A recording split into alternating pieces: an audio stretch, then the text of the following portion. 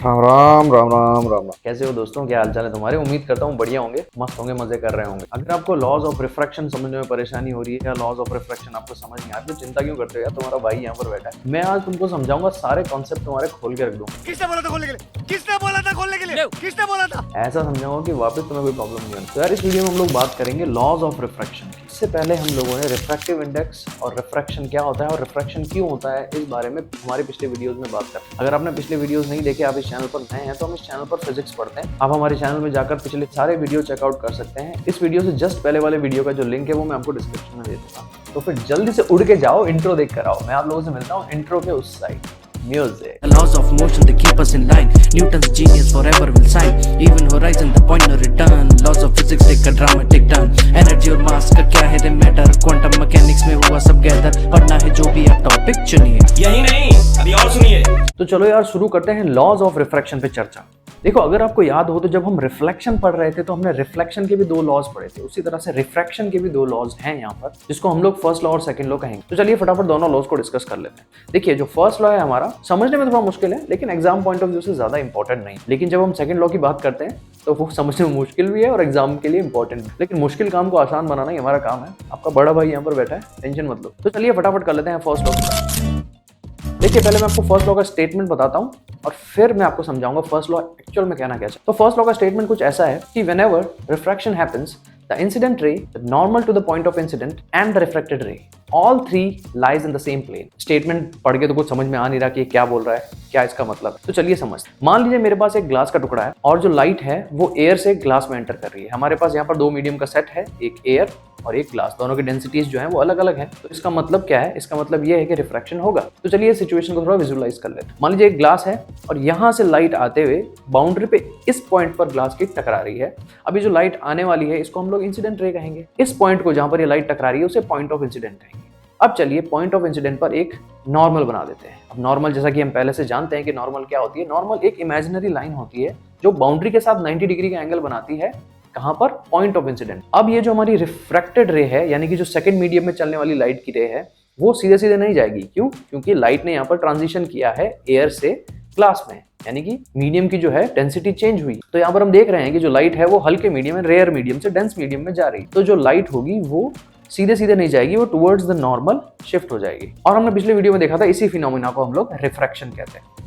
अब यहाँ पर ये जो तीनों रेज है हमारी, यानी कि जो incident ray, normal and refracted रे, ये सारी एक प्लेन में होगी। ये कहना है हमारे फर्स्ट लॉ का। अब सेम प्लेन मतलब ये कौन से प्लेन की बात कर रही है? तो यहाँ पर इस प्लेन की बात हो रही है, यानी तीनों में से कोई भी रे इस प्लेन को छोड़ के नहीं जाएगी। ये तीनों रेज जो हैं वो इस प्लेन में रहेगी। मैं आपको इस इमेज को थोड़े डिफरेंट 3D एंगल से दिखाता हूं, जैसे कि आपको ज्यादा समझ में आएगा। देखिए, ये सारी जो रेज हैं इस प्लेन में होगी। कोई भी जो रे है वो इस प्लेन को छोड़ के नहीं जा सकती। यानी कि जो ये वाली कंडीशन है जिसमें दो रेज एक प्लेन में है लेकिन जो तीसरी रे है वो किसी और प्लेन में है, तो ये वाली कंडीशन है, ये नेचुरली और प्रैक्टिकली पॉसिबल नहीं है। फर्स्ट लॉ जो है वो एक लॉ है, वो ये बताता है कि रिफ्रैक्शन में कौन सी प्रैक्टिकल पॉसिबल कंडीशंस है। जैसा कि मैंने आपको पहले बताया कि जो फर्स्ट लॉ है वो एग्जाम पॉइंट ऑफ व्यू से इतना इंपॉर्टेंट नहीं है। कोई एग्जाम में फर्स्ट लॉ के बारे में ज्यादा इन डिटेल और इन डेप्थ क्वेश्चन नहीं पूछेगा। ज्यादा से ज्यादा आपको एग्जाम में फर्स्ट लॉ का जो है वो स्टेटमेंट पूछ लिया जाएगा, क्योंकि हम लोग हैं सेमी कीज कॉन्सेप्ट। यहाँ पर हम चीजों को रटते नहीं है, समझ। देखिए, रटवाने का काम तो बाकी लोग कर ही रहे हैं। कौन है ये लोग? फिर उनमें और हमें फर्क क्या रह जाएगा? तो आई होप आपको फर्स्ट लॉ समझ में आ गया होगा। चलिए अब डाइव करते हैं सेकंड लॉ की तरफ। सेकंड लॉ को स्नेल्स लॉ भी कहा जाता है। स्नेल्स लॉ को इसलिए कहते हैं क्योंकि ये जो लॉ है एक फेमस मैथमेटिशियन विल्ब्रोड स्नेल ने दिया था, इसलिए इस लॉ को स्नेल्स लॉ भी कहते हैं। तो चलिए समझते हैं स्नेल्स लॉ को। देखिए, स्नेल्स लॉ शुरू करने से पहले मैं आपको फिर से रेकमेंड करूंगा, अगर आपने मेरा पिछला वीडियो नहीं देखा तो उसको जाके देख लीजिए, क्योंकि उसमें हमने रिफ्रैक्टिव इंडेक्स की इन डेप्थ बात की थी कि रिफ्रैक्टिव इंडेक्स क्या हो, और हमने दोनों टाइप के रिफ्रैक्टिव इंडेक्स भी पढ़े थे, एब्सोल्यूट रिफ्रैक्टिव इंडेक्स और रिलेटिव रिफ्रैक्टिव इंडेक्स। अगर आपको वो इन्फॉर्मेशन होगी तो आपको स्नेल्स लॉ अच्छे से समझ में आएगा, नहीं तो आपको फिर से काफी सारे डाउट्स रह जाएंगे। देखिए, जो स्नेल्स लॉ है वो एंगल्स में डील करता है। वो इंसिडेंट एंगल और रिफ्रैक्टेड एंगल को किसी ना किसी तरीके से रिलेट करता है। तो चलिए मैं आपको पहले स्नेल्स लॉ का स्टेटमेंट बता देता हूँ, फिर हम लोग समझेंगे कि स्नेल्स लॉ एक्चुअली में कहना क्या चाहता है। तो देखिए, स्नेल्स लॉ का स्टेटमेंट कुछ इस तरीके से है कि whenever a refraction happens, the ratio of sine of incident angle and sign of refracted angle is always a constant for a particular given pair of media, and that constant will be equal to refractive index of medium 2 with respect to medium 1. अब देखिए, ये statement बहुत ज्यादा confusing है। अरे मुझे चक्कर आने लग गया अब। तो मैं आपको इसको बहुत ही आसान शब्दों में समझाने की कोशिश करता हूँ। तो चलिए फिर से आते हैं हमारे रिफ्रैक्शन केस में। यहाँ पर एक ग्लास है, जो लाइट है वो एयर से होते हुए ग्लास में आ रही है और इस पॉइंट पर आकर बाउंड्री को टकरा रही है। तो ये जो पॉइंट हो गया वो हमारा हो गया पॉइंट ऑफ इंसिडेंट। अब ये जो लाइट आ रही है इसको हम इंसिडेंट रे बोलेंगे, जैसे हम हमेशा करते हैं। ये जो लाइट यहाँ से जा रही है ये रिफ्रैक्टेड रे है, ये बीच में हम नॉर्मल ड्रॉ करते हैं। क्योंकि जो लाइट है वो रेयर मीडियम से डेंस मीडियम में जा रही है, तो ऑब्वियस सी बात है कि ये जो लाइट है वो बेंड हो रखी है नॉर्मल की तरफ। अब ये बात हमने पिछले वीडियोस में भी कर ली थी कि इंसिडेंट रे और नॉर्मल के बीच वाला जो एंगल होता है उसे हम एंगल ऑफ इंसिडेंट कहते हैं, और रिफ्रैक्टेड रे और नॉर्मल के बीच वाला जो एंगल होता है उसे हम एंगल ऑफ रिफ्रैक्शन कहते हैं। स्नेल्स लॉ ये कहता है कि जब भी रिफ्रैक्शन होगा एयर और ग्लास के बीच में, जैसे कि यहाँ पर है, तो जब भी हम sin i divided by sin r करेंगे तो हमेशा एक कांस्टेंट नंबर आए। मान लीजिए यहाँ पर हमारा जो कांस्टेंट नंबर आ रहा है 1.5, तो फर्क नहीं पड़ता कि मैं किसी भी एंगल से लाइट को उस बाउंड्री पर इंसिडेंट कराऊं, रिफ्लेक्टेड लाइट का जो एंगल होगा अपना आप उस तरीके से सेट हो जाएगा कि जब भी हम sin i by sin r करेंगे वो हमेशा 1.5 ही आएगा, यानी कि वो हमेशा कांस्टेंट रहेगा, वो नंबर हमेशा फिक्स रहेगा। नो मैटर आप कितने एंगल ऑफ इंसिडेंट चेंज कर लो। मान लीजिए आप एंगल ऑफ इंसिडेंट 60 डिग्री कर देते हैं तो एंगल ऑफ रिफ्रैक्शन अपने आप ही कुछ ऐसा एडजस्ट हो जाएगा कि जैसे ही आप sin 60 बाय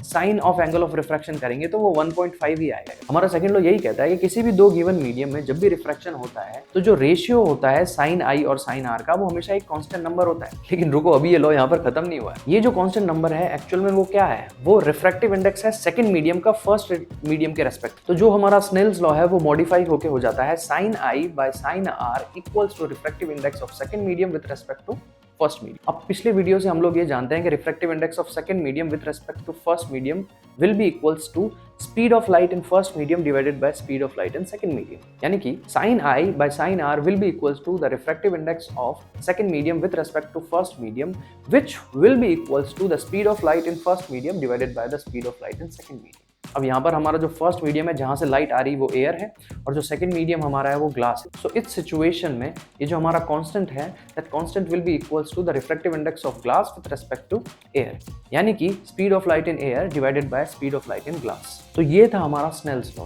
स्नेल्स लॉ कुछ नहीं है, स्नेल्स लॉ एक रिलेशन है इंसिडेंट और रिफ्रैक्टेड एंगल का रिलेटिव रिफ्रैक्टिव इंडेक्स के साथ। अब चलिए इसी स्टेटमेंट को हम एब्सोल्यूट रिफ्रैक्टिव इंडेक्स में चेंज करते हैं और देखते हैं कि क्या होगा। क्योंकि हम पिछले वीडियो से जानते हैं किसी भी मीडियम का एब्सोल्यूट रिफ्रैक्टिव इंडेक्स क्या होता है। किसी भी मीडियम का एब्सोल्यूट रिफ्रैक्टिव इंडेक्स तब होता है जब हम फर्स्ट मीडियम में वैक्यूम लें और सेकंड मीडियम में वो वाला मीडियम, यानी कि एब्सोल्यूट रिफ्रैक्टिव इंडेक्स अगर हमको ग्लास का निकालना है तो वो होगा speed of light in vacuum divided by speed of light in glass.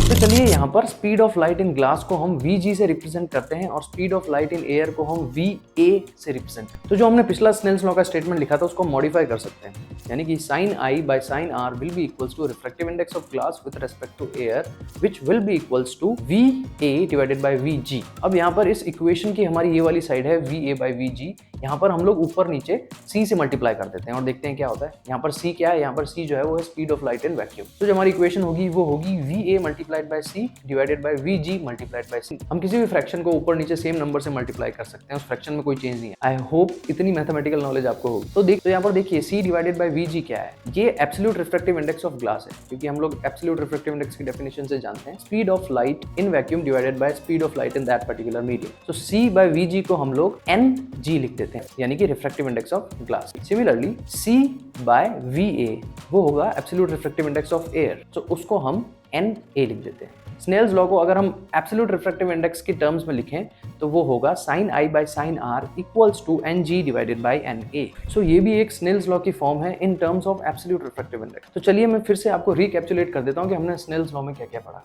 देखिए स्नेल्स लॉ की काफी सारी अलग अलग फॉर्म हो सकती है। जो सिंपलेस्ट फॉर्म है वो ये है sin i by sin r equals to constant, यानी कि जो रेशियो है sin i और sin r का वो कांस्टेंट रहा है। यहाँ पर एक और फॉर्म है वो हम स्नेल्स लॉ की पढ़ सकते हैं, वो है sin i by sin r is equals to refractive index of second medium with respect to first. ये जो हमारी फॉर्म है ये रिलेटिव रिफ्रैक्टिव इंडेक्स की टर्म्स। अब हम स्नेल्स लॉ को कुछ ऐसे भी लिख सकते हैं कि sin i by sin r equals to speed of light in first medium divided by speed of light in second medium. ये सेम चीज है, लेकिन इसमें ये जो हमारा ऊपर वाला स्टेटमेंट था उसी का हमने सेम थोड़ा सा इलेबोरेटेड फॉर्म लिख दिया। जो थर्ड फॉर्म है स्नेल्स लॉ की इन terms of absolute refractive index, उसको हम इस तरह से लिख सकते हैं कि sin i by sin r will be equals to refractive index of second medium divided by refractive index of first, यानी कि n2 बाय n1। तो चलिए यार आज के वीडियो के लिए इतना ही रखते हैं। काफी सारा मैंने आपको पढ़ा दिया है और थैंक यू वेरी मच, आप इतना यहाँ तक झेल पाए, मुझे इतना डाइजेस्ट कर पाए।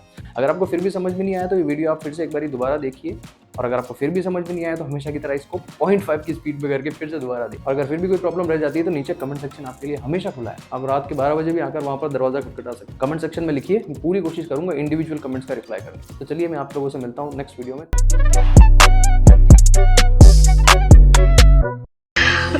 बहुत थक गया हूं। मैं सोना चाहता हूँ मौसी। सो जा। मैं सोना चाहता हूँ।